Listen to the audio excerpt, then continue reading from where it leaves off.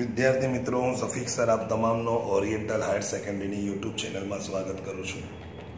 મિત્રો, આજે આપણે ધોરણ 12 અકાઉન્ટન્સીમાં વાર્ષિક હિસાબમાં દાખલા નંબર 11 સલીમ અને સબાનાની ભાગીદારી પેઢીના કાચા સર્વે અને હવાલા ઉપરથી આપણે વાર્ષિક હિસાબ તૈયાર કરવાનું છે. તો સૌપ્રથમ આપણે જ્યારે દાખલો કરીએ એને પહેલાં સૌપ્રથમ આપણે શું કરીએ છીએ કે હવાલાઓ ટીક કરીએ છીએ. તો પહેલો હવાલો આપણે સ્ટાર્ટ કરીએ કે સલીમ ₹4,000ની મૂળ કિંમતનો માલ અંગત વપરાશ માટે લઈ ગયો. શું કરે છે? અંગત વપરાશ માટે લઈ જાય છે અને લખ્યું છે કે પરંતુ તેનું નામું ચોપડે લખવાનું રહી ગયું છે. એટલે નહીં નોંધેલ શું છે? ઉપાડ છે. ઉપાડ માટે એટલે માલ જાય તો ખરીદીમાંથી બાદ કરવાની. પણ મિત્રો, આ દાખલામાં જ્યારે તમે આખો દાખલો જોઈ લેશો તો ખરીદી તમને કંઈ મળશે નહીં, કારણ કે આ દાખલામાં વેપાર ખાતું આપી દીધું છે.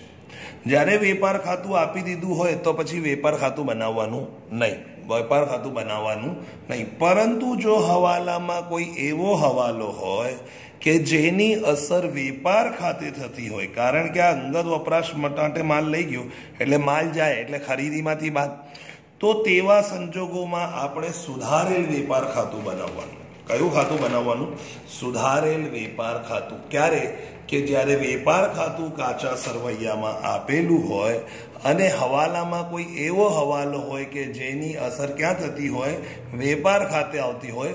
તો આની અસર આપણે વેપાર ખાતે કરવાની છે. તો બે અસર થશે, ઉપાડમાંથી બાદ, એટલે તો ઉપાડ કહેવાશે, અને બીજું ખરીદીમાંથી બાદ. તો દાખલામાં કંઈ ખરીદી નથી, ઉપાડ નથી, એટલે રાઉન્ડ કરી દેવાનું. એટલે આપણે ગોળ રાઉન્ડ કરી દેવાનું. એના પછી કે હિસાબી વર્ષના અંતે 8,000નો માલ ખરીદ્યો પરંતુ ખરીદ નોંધમાં નોંધવાનો જ રહી ગયો. ફરીથી ચોપડે નોંધવાનું રહી ગયું છે એટલે નહીં નોંધેલ ખરીદી. તો ફરીથી ખરીદીમાંથી બાદ થાય. એટલે આ હવાલો પણ વેપાર ખાતે લડે છે, એટલે વેપાર ખાતામાં આવતો હોવાથી આપણે સુધારેલ વેપાર ખાતું બનાવવાનું. અને ખરીદીમાંથી આપણે શું કરવાનું? નહીં નોંધેલ છે એટલે પ્લસ કરી દો. ખરીદીમાં પ્લસ કરું તો લેણદારોમાં પ્લસ કરવાનું. તો અહીંયા જો લેણદારો છે તો અહીંયા 2 નંબર લખી નાખીશું કે લેણદારો પર અસર થશે અને ખરીદી પર થશે. એના પછી ત્રીજો હવાલો છે અગાઉથી ચૂકવેલ વીમો. તો વીમા પ્રીમિયમમાંથી અગાઉ શું થાય છે? માઇનસ. એટલે વીમા પ્રીમિયમમાંથી બાદ અને મિલકત લેણા બાજુ. એના પછી 4 નંબરનો હવાલો છે કે દેવાદારોમાંથી 890 હવે વસૂલ થઈ શકે તેમ નથી. અને દેવાદારો પર કેટલા ટકા? 5% લેખે શું છે? ગાલખાદ અનામત. તો આ દેવાદારને લગતો હવાલો છે એટલે દેવાદારો પર ટીક કરી દઈશું 4 નંબર. એના પછી 5મો હવાલો છે એ પણ કહે છે કે દેવાદારો પર હવે વટાવ અનામતની જરૂર નથી. એનો અર્થ એમ થાય છે કે દેવાદારોમાંથી આપણે વટાવ અનામત બાદ કરવાનું નથી. એટલે આ જે છે વટાવ અનામત જે છેલ્લે, એની કોઈ અસર આપણે દેવાદારોમાંથી બાદ નહીં કરવાની. એટલે નફા નુકસાન ખાતામાં લખીશું. એના પછી હવે યંત્રો પર કેટલા છે? 20% અને ફર્નિચર પર 5%. તો જો અહીંયા છે યંત્રો ઓફિસના, એની ઉપર ટીક કરી લઈએ આપણે 6 નંબર. અને ફર્નિચર પણ છે એની ઉપર પણ શું કરી લઈએ? 6 નંબર. મિત્રો, હું તમને યાદ અપાઈ દઉં કે આ જ દાખલો માર્ચ 2020, આ વર્ષે જે બોર્ડની એક્ઝામ થઈ માર્ચમાં, એ માર્ચમાં આ જ દાખલો પૂછાયો હતો. ખાલી ફક્ત નામ બદલ્યા હતા, બાકી દાખલો એનું એ જ હતા. ચલો, હવે આપણે સૌપ્રથમ જ્યારે દાખલામાં ચાલુ ખાતું આપેલું હોય તો એવા સંજોગોમાં તમામ અસર આપણે ચાલુ ખાતા પર આપવાની. એટલે જ્યારે ચાલુ ખાતું હોય તો પછી મૂડી ક્યાં લખવાની? તો મૂડી પાકા સરવૈયામાં મૂડી દેવા બાજુ. એટલે સૌપ્રથમ આપણે મૂડી જોઈએ તો કેટલી છે? 1,60,000 અને 1,20,000. તો સૌપ્રથમ આપણે પાકા સરવૈયામાં મૂડી લખીએ 1,60,000 અને 1,00,000 કેટલા છે? 20,000. અને બંનેનો સરવાળો બહાર મૂકી દઈએ 2,00,000 ને કેટલા? 80,000. એના પછી જો હવે ચાલુ ખાતા છે. મિત્રો, તમને ખબર છે ચાલુ ખાતાની બંને બાકી હોય તો ખાસ ધ્યાન રાખજો. પહેલા શબાના આપી છે. આમ નોર્મલી શું છે? પહેલા સલીમ છે પછી શબાના. પણ ચાલુ ખાતામાં નામ ઉલટ સુલટ કર્યા છે. એટલે શબાના પહેલા આપ્યા છે અને સલીમની રકમ પછી આપી છે. તો શબાનામાં ઉધાર બાકી છે. કઈ બાકી છે? ઉધાર. એટલે ચાલુ ખાતામાં ઉધાર બાજુ લખવાનું. શબાનામાં 10,000 અને સલીમમાં 40,000 શું છે? જમા. તો સલીમમાં જમા આવશે, શબાનામાં ઉધાર, અને બંને બાજુ શું લખાશે? બાકી આગળ શું? લાવ્યા. બાકી આગળ લાવ્યા. આની ઉપર કોઈ હવાલા નથી એટલે આપણે એની બીજી અસર કરવાની નથી. એના પછી જો માલ સ્ટોક આપે છે પણ કઈ તારીખ છે? 31/3/17 અને આપણું હિસાબી વર્ષ પણ 31/3/17 પતે છે. આનો અર્થ કે આ કાચા સરવૈયામાં આખર માલ સ્ટોક છે, અને જો આખર માલ સ્ટોક કાચા સરવૈયામાં આપેલું હોય તો તેની ફક્ત એક જ અસર પાકા સરવૈયામાં ચાલુ મિલકતોમાં થશે. આખર માલ સ્ટોક જે અંદર આપ્યું છે 54,000 ને કેટલા 600 રૂપિયા, 54,600. એના પછી જુઓ તો રોકડ સિલક આપેલી છે મિત્રો. રોકડ સિલક એ ચાલુ મિલકત હોવાથી એ પણ પાકા સરવૈયામાં રોકડ સિલક લખાશે 500 ને કેટલા 60. એના પછી જોશો તો બેંકમાં ચાલુ ખાતું છે. આ ચાલુ ખાતું શેના માટે? ધંધા માટે આપણે ખાતા ખોલાવીએ તો ચાલુ ખાતું બેંકમાં બેલેન્સ છે, ઉધાર બાકી છે 14,000. એટલે આપણે ફરીથી પાકા સરવૈયામાં લખવાનું છે. આ પાકા સરવૈયામાં મિલકત લેણા બાજુ અહીંયા લખવાનું બેંકમાં શું લખવાનું? ચાલુ ખાતું. બેંકમાં ચાલુ ખાતે 14,000. અને એવી જ રીતે જો એના પછી છે SBI. શું લખ્યું છે? SBIની ફિક્સ ડિપોઝિટ.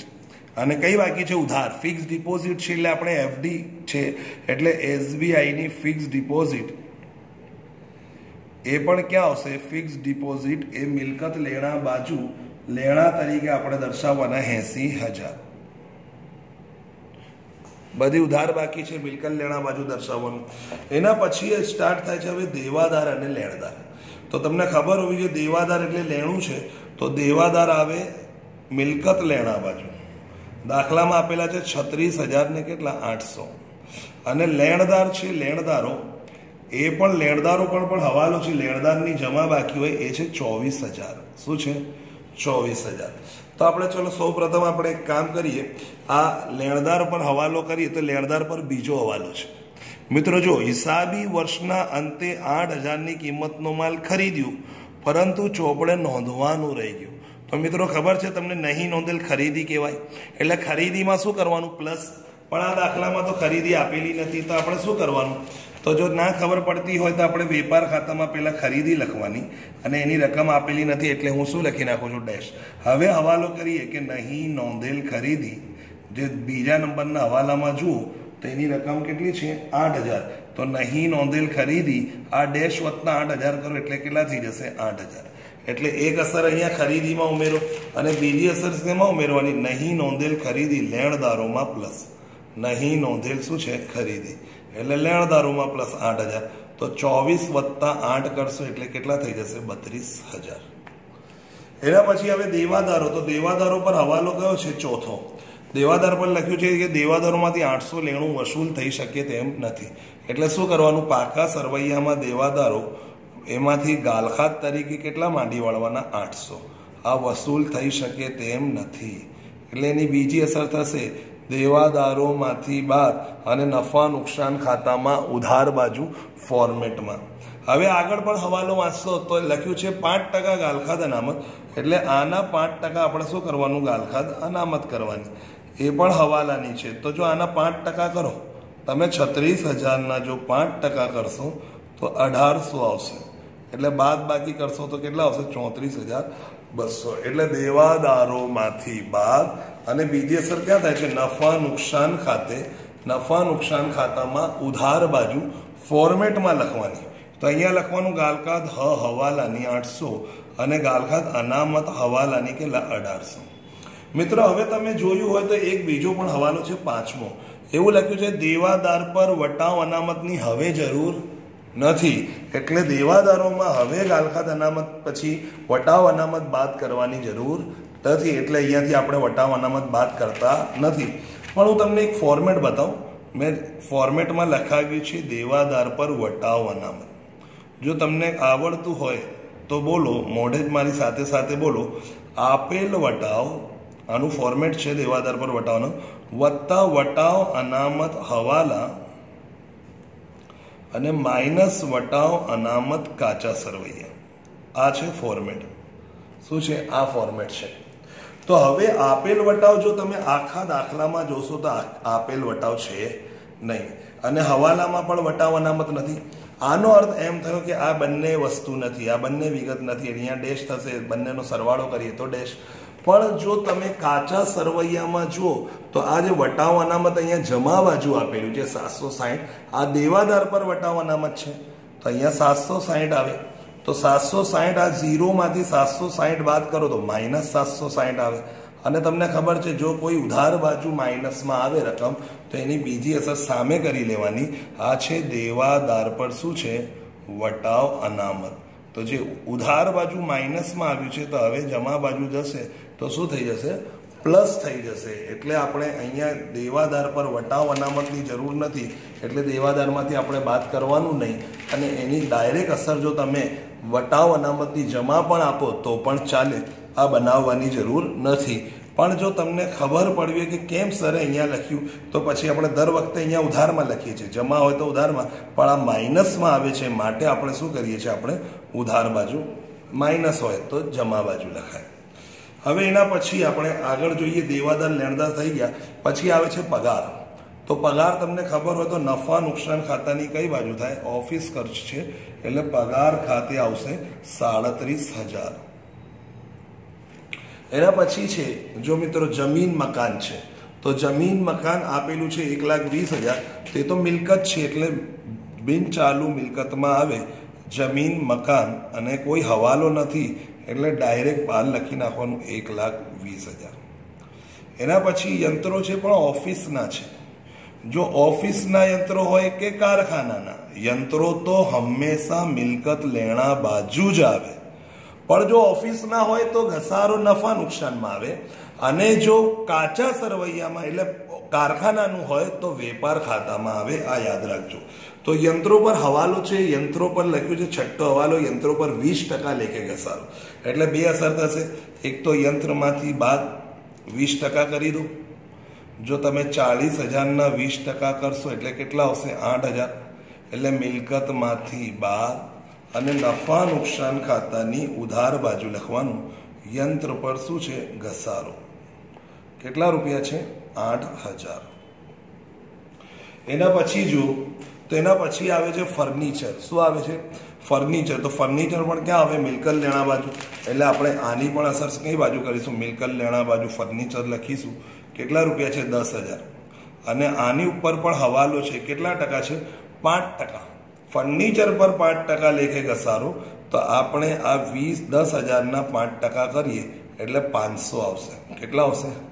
500. એટલે બે અસર, મિલકતમાંથી બાદ અને એની પણ બીજી અસર ક્યાં થશે? નફા નુકસાન ખાતામાં. આ રહ્યું નફા નુકસાન ખાતાની ઉધાર બાજુ. ફર્નિચર પર ઘસારો કેટલા રૂપિયા? 500. કેટલા લખવાના મિત્રો? 500 લખવાના. પછી ફર્નિચર પછી તમે જોશો તો વીમા પ્રીમિયમ છે. શું છે? વીમા પ્રીમિયમ. કેટલા છે? 2,000. તો અહીંયા લખવાનું નફા નુકસાનની ઉધાર બાજુ વીમા પ્રીમિયમ કેટલા છે? 2,000. એની ઉપર કોઈ હવાલો છે મિત્રો. શું હવાલો છે? હવાલા નંબર 3 છે કે અગાઉથી ચૂકવેલ વીમા પ્રીમિયમ 400. તમને ખબર હોય તો અગાઉ શું થાય? માઇનસ.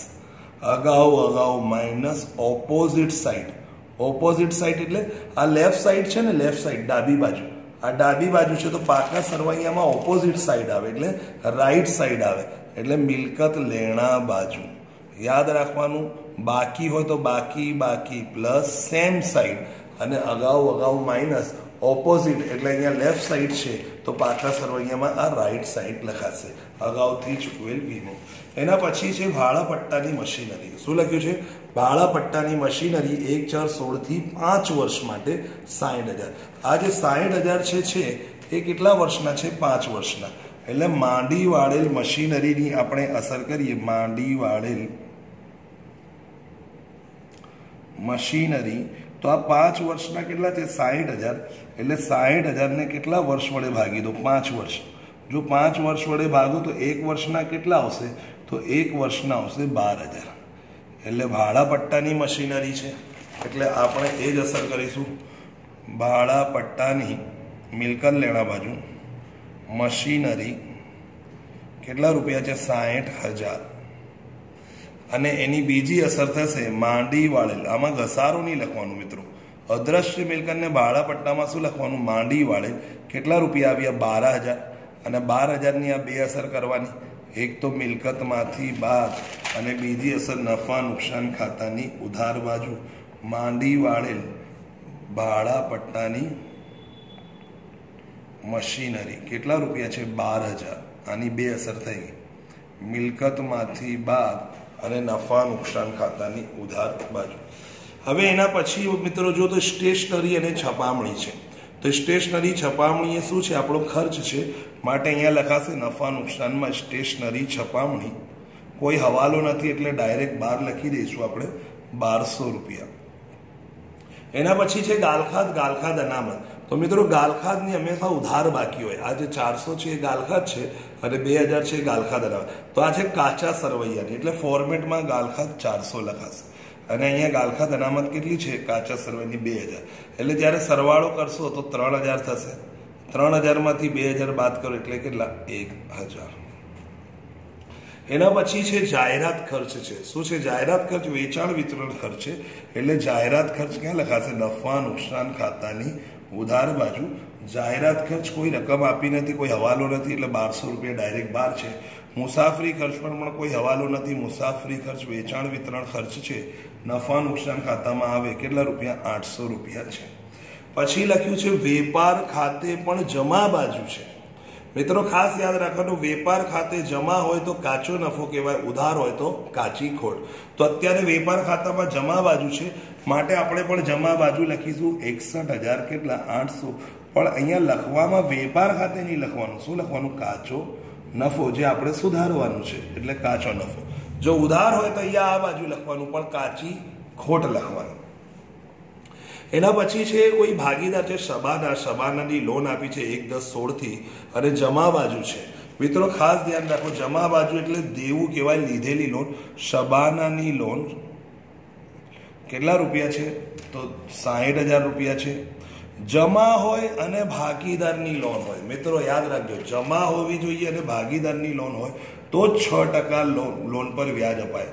શબાનાની પણ જો ટકા આપેલા ના હોય તો, પણ જો 10%ની લોન આમ કીધું હોય, શબાનાની 10%ની લોન, તો પછી 10% જ અપાય. પણ અહીંયા દાખલામાં ટકા આપેલા નથી અને તારીખ આપી છે. તો કઈ તારીખથી આપણે લીધી છે? 1/10/16 થી. આપણું હિસાબી વર્ષ ક્યારે પતે છે? 31/3/17. અને જો માસ ગણશો તો કેટલા થશે? 6 માસ. એટલે 60,000ના 6% કરવાના. 6% આપણે શું છે? નિયમ મુજબ લાવીએ. અને 6 માસ હોય તો અપોનમાં 12, એટલે કેટલા થશે? 1800. કેટલા થશે? કારણ કે 60,000ના 6% કરો 3600 અને 6 માસના અડધા એટલે કેટલા? 1800. તો હવે 1800ના વ્યાજની અસર આખા દાખલામાં પહેલા જોવાનું કે કંઈ લોન પર વ્યાજ તો નથી ને. તો આખો દાખલો જોઈ લેવાનું. તો અહીંયા કોઈ પણ આખા દાખલામાં કોઈ પણ બાકી લોન પર વ્યાજની નથી. એટલે બે અસર થશે. નફા નુકસાન ખાતામાં આ નફા નુકસાન ખાતાની ઉધાર બાજુ લોન પર વ્યાજ કેટલા રૂપિયા છે? 1800. અને આ ચૂકવવાનું શું છે? બાકી છે. શું છે? ચૂકવવાની બાકી વ્યાજ. તેની બીજી અસર થશે કેટલા? 1800. એટલે હવે ટોટલ કેટલો થશે? 61,000 ને કેટલા? 800. મિત્રો એના પછી વટાવ અનામત જે આપણે એની નોંધ અગાઉ કરી ચૂક્યા છે.